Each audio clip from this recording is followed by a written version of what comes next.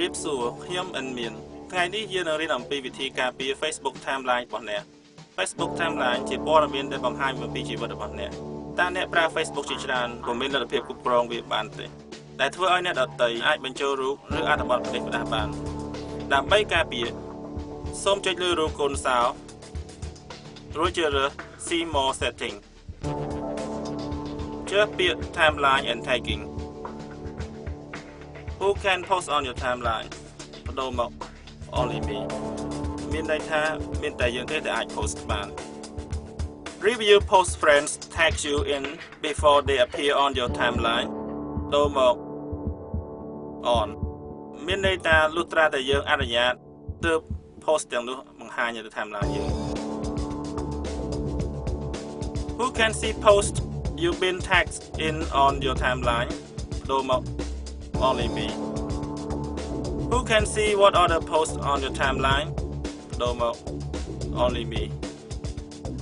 លោកអ្នកមានជំរឿនអាចជ្រើសរើសទៅជា friend ឬក៏ friend of friend ប៉ុន្តែ only me គឺជាជំរឿនដ៏ល្អឥឡូវនេះ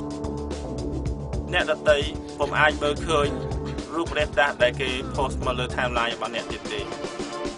ដោយមានប្រិយមិត្តជាច្រើនប្រើប្រាស់ Facebook តាមរយៈទូរស័ព្ទដូច្នេះខ្ញុំនឹងបង្ហាញបន្ថែមទៀតនៅរបៀបការពារតាមរយៈទូរស័ព្ទ